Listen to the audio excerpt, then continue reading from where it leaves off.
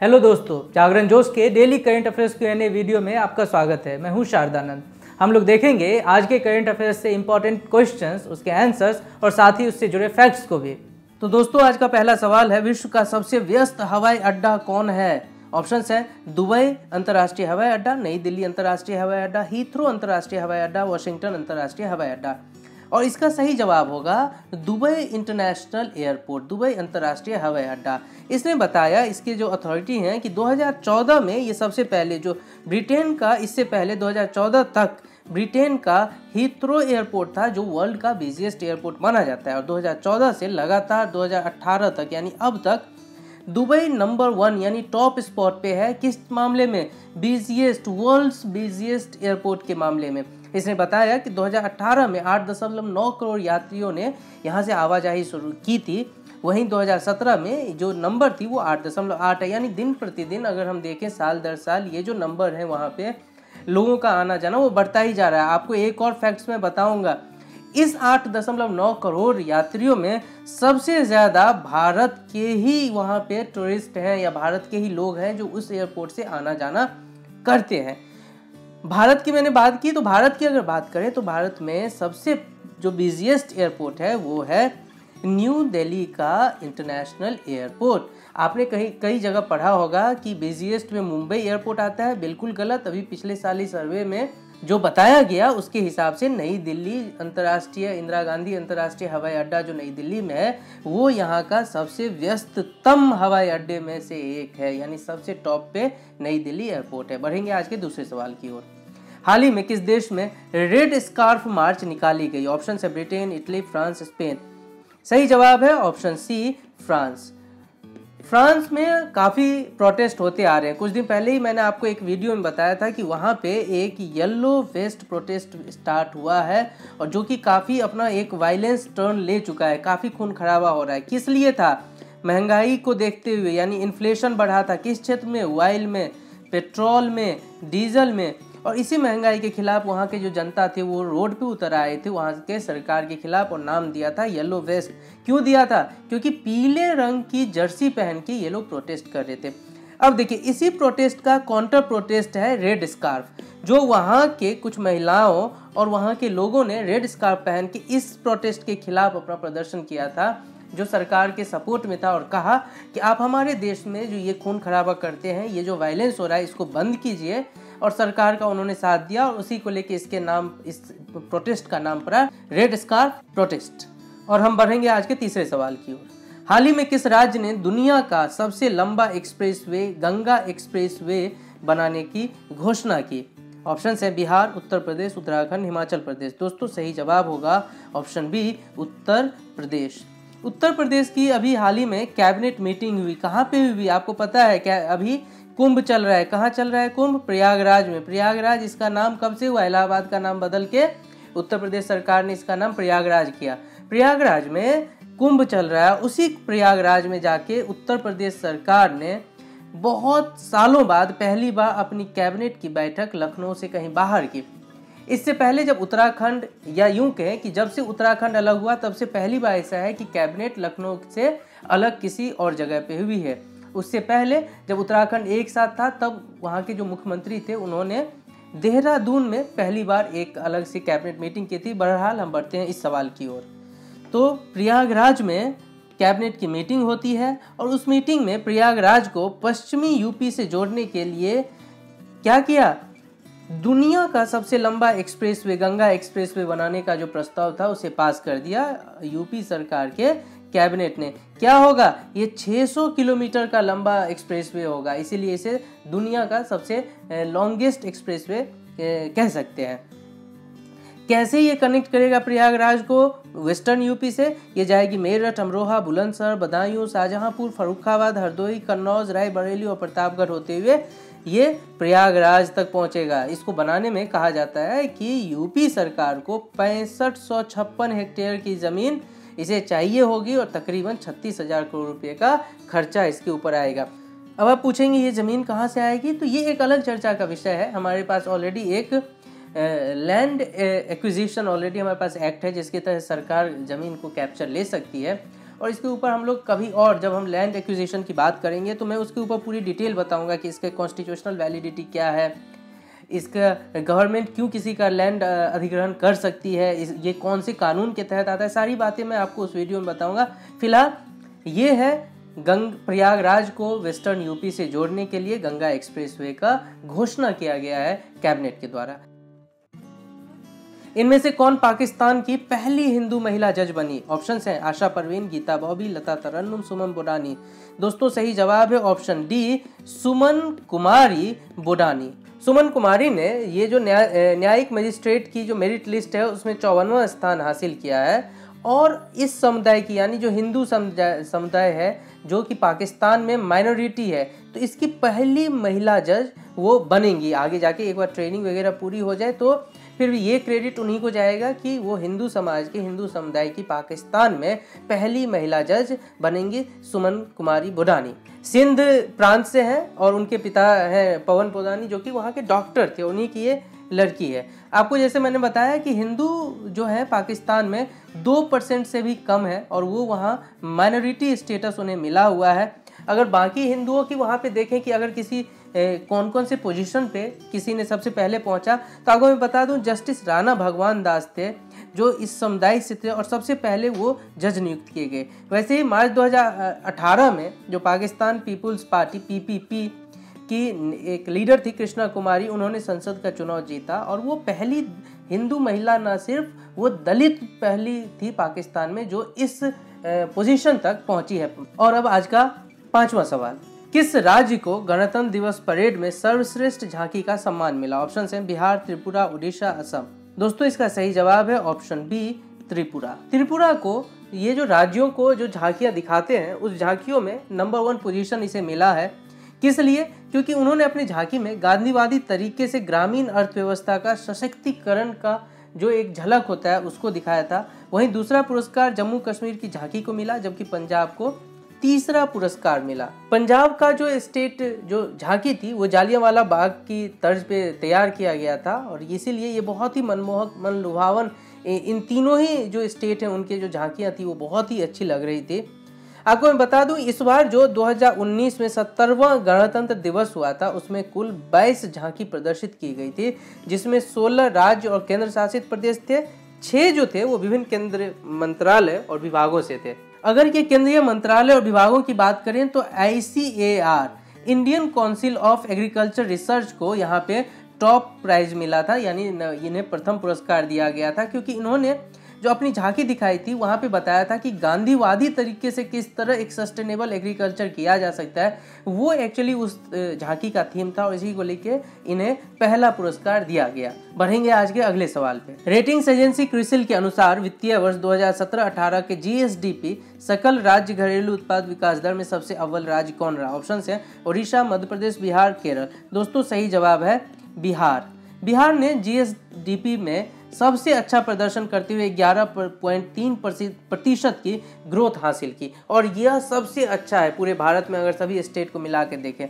सवाल उठता है GSDP क्या है? GSDP है ग्रॉस स्टेट डोमेस्टिक प्रोडक्ट। जैसे कि GDP हम किसी राष्ट्र के उसके कुल जो भी उसके डोमेस्टिक प्रोडक्ट होते हैं उसके वैल्यू को नापते हैं, वैसे ही GSDP है किसी राज्य में जितना प्रोडक्शन होता है उसके वैल्यू को नापते हैं और बिहार ने सबसे बेहतरीन प्रदर्शन करते हुए 11.3% की अपनी वृद्धि दर दिखाई है। आपको पिछले चुनाव में याद होगा कि एक पॉलिटिकल स्लोगन था कि बिहार में बहार है, नीतीश कुमार है।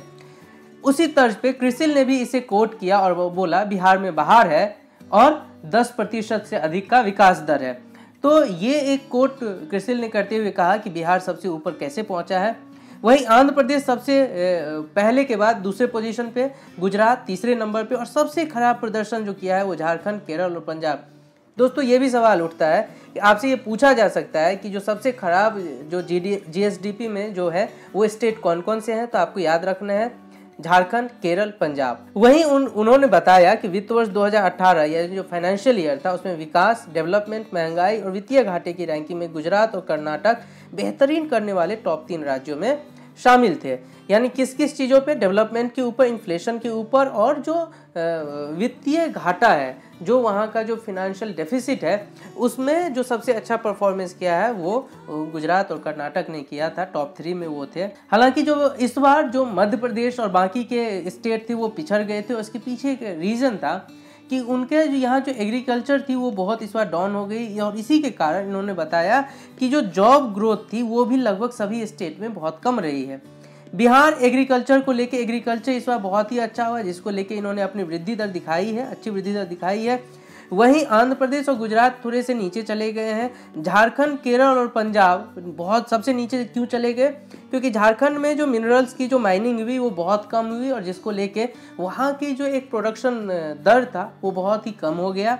तो ये सारे रीज़न बताए गए हैं इस क्रिसिल के रिपोर्ट में, और जिसमें बताया कि कौन स्टेट ने अच्छा किया, किसने खराब किया है। आप चाहें तो हमारी वेबसाइट पे इसके बारे में आप डिटेल पढ़ सकते हैं। बढ़ेंगे आज के अगले सवाल पे।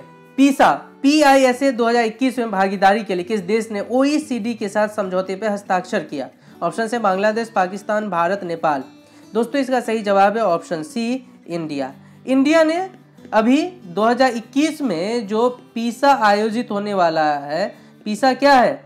ये है programme for international student assessment, और इसी को लेके 2021 में असेसमेंट होने जा रहा है, और जिसमें भागीदारी के लिए भारत ने OECD के साथ क्यों किया? क्योंकि OECD जो है वो पेरेंट ऑर्गेनाइजेशन है PISA का, यानी OECD ही ये कार्यक्रम चलाता है, और इसीलिए OECD के साथ इन्होंने इस समझौते पर हस्ताक्षर किया है। और क्या होगा इस PISA कार्यक्रम में, जो मैंने बताया कि ये programme for international student assessment है, इसमें KV से, नवोदय विद्यालय से और चंडीगढ़ के जो UT हैं उन स्कूल के जो स्टूडेंट हैं वो इसमें भागीदारी करेंगे। कैसे सिलेक्शन होगा? PISA रैंडमली इन स्कूलों से बच्चों के जो सैंपल हैं उसे कलेक्ट करेगा, उसमें अच्छे परफॉर्म करने वाले बच्चों को वहाँ पार्टिसिपेशन के लिए भेजेगा।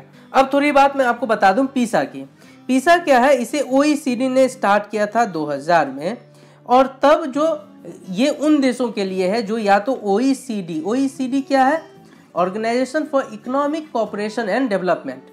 OECD के या तो मेंबर हैं, इसके कितने मेंबर हैं? सिर्फ 34 मेंबर हैं। 34 मेंबर पार्टिसिपेट कर सकते हैं, या उनके बाहर के भी लोग कर सकते हैं। इनका हेडक्वार्टर कहाँ है? पेरिस में। अब ये सारी चीज़ें तो मैं आपको एक फैक्ट के रूप में बता दूं, लेकिन PISA 2000 में शुरू हुआ था, भारत ने यहाँ पार्टिसिपेट नहीं किया था। इसके कुछ मेंबर्स थे जिन्होंने इसमें पार्टिसिपेट किया। भारत ने जो सबसे पहले पार्टिसिपेट किया वो था 2009 में। अब देखिए ये जो PISA का जो असेसमेंट होता है वो हर तीसरे साल होता है, 2000, 2003, 6, 9, 12, 15, 18, 21 ऐसे करके ये बढ़ेगा। अब 2009 में भारत के लोगों ने, भारत के जो बच्चे हैं उन्होंने इसमें अपना पार्टिसिपेशन किया था। कितने साल के बच्चे करेंगे? 15 साल तक के बच्चे। ये सारे फैक्ट्स आप याद रखने हैं। 2009 में किया था, लेकिन इस 2009 में कुल 74 देशों ने पार्टिसिपेट किया था, और भारत को जो रैंकिंग मिली थी वो मिली थी 72। इससे भारत नाराज हो गया था और बोला कि ये आउट ऑफ सिलेबस या कुछ ऐसे क्वेश्चन पूछे गए जो हमारे बच्चे इसके लिए प्रिपेयर नहीं है। उन्होंने विथड्रॉ कर लिया था 2009 में, और इसके लिए OECD को ही रिस्पॉन्सिबल बताया था। फिर क्या हुआ? ये जो एक कॉम्पिटिटिव प्लेटफॉर्म है जहाँ पे स्टूडेंट के मैथ को, साइंस कैपेसिटी को, रीडिंग कैपेबिलिटी को चेक किया जाता है, वहाँ से हमारे बच्चे दूर हो गए, हमारे जो स्टूडेंट है वो दूर हो गए।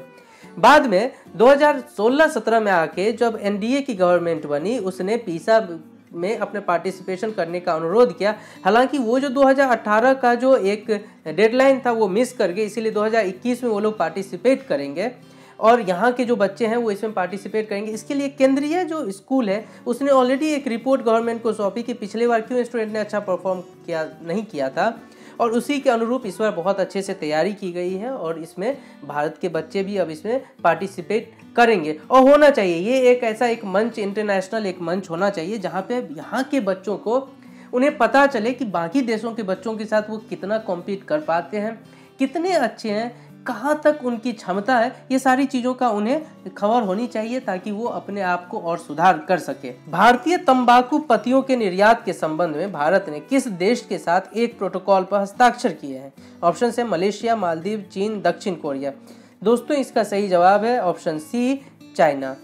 चाइना को माना जाता है कि ये जो टोबैको कंजप्शन और प्रोडक्शन है, ये दोनों में ये नंबर 1 कंट्री है, और इसी के लिए भारत का जो तंबाकू है, जो क्वालिटी में इंटरनेशनल स्टैंडर्ड का है, उसने बताया कि यहाँ पे हमारा एक्सपोर्ट की एक बहुत ही बड़ी हमारे यहाँ पोटेंशियल है। अगर आप चाहें क्योंकि आपके यहाँ कंजम्पशन ज़्यादा है, तो आप हमारे यहाँ से एक्सपोर्ट, हमारे यहाँ से आप इंपोर्ट कर सकते हैं, हम एक्सपोर्ट आपको कर सकते हैं। और इसी के लिए भारत और चीन ने एक दूसरे के साथ एग्रीमेंट पे साइन किया है, एक प्रोटोकॉल पे साइन किया है, और अब से भारत की जो तंबाकू पत्ते होंगे वो चीन में एक्सपोर्ट किए जाएंगे। जैसा कि मैंने बताया फैक्ट्स के रूप में कि ये नंबर 1 है, और वहाँ धूम्रपान करने वालों की संख्या 35 करोड़ है।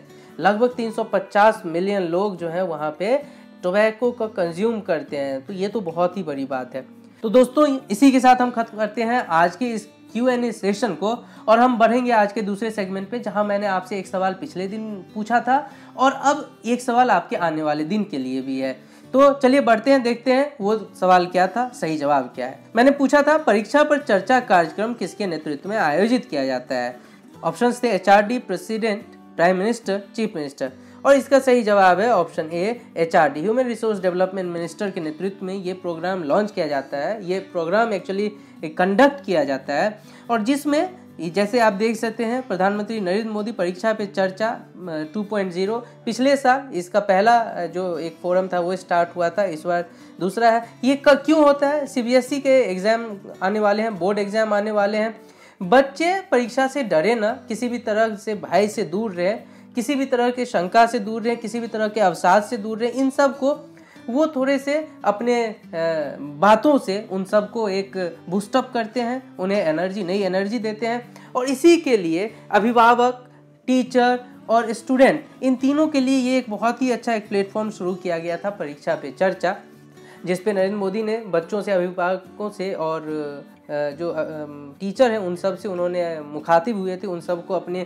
एक्सपीरियंस और उनको जो जीवन में किस तरह से अपने जीवन को जीना है। सिर्फ एक परीक्षा आपके जीवन के लिए कुछ तय नहीं कर सकता, सिर्फ एक परीक्षा के ऊपर आप ये निर्धारण नहीं कर सकते कि आपके लाइफ में क्या होने वाला है और क्या छूट गया। तो ये सारे बहुत सारी मोटिवेशनल बातें इन्होंने इस परीक्षा पे चर्चा 2.0 पे इन्होंने बात कही। और अब एक सवाल आपके लिए जिसका जवाब हमें कमेंट बॉक्स में आप लिख के देंगे। कॉफी हाउस चेन स्टारबक्स के पूर्व CEO का क्या नाम है, जिन्होंने हाल ही में कहा कि वो अमेरिकी राष्ट्रपति पद का चुनाव लड़ने के लिए गंभीरता से विचार कर रहे हैं। ऑप्शंस हैं Daniel Roberts, Howard Schultz, Jean Pierre, Demi Albert. आपको सही जवाब हमें कमेंट बॉक्स में लिख के देना है, और इसका जवाब मैं आपको अगले वीडियो में दूंगा। दोस्तों ये वीडियो अच्छा लगा तो इसे लाइक करें, शेयर करें, अपने फीडबैक हमसे जरूर शेयर करें, और अपने दोस्तों को भी बताएं, इसे लाइक करें, सब्सक्राइब करें और देखते रहें JagranJosh.com को।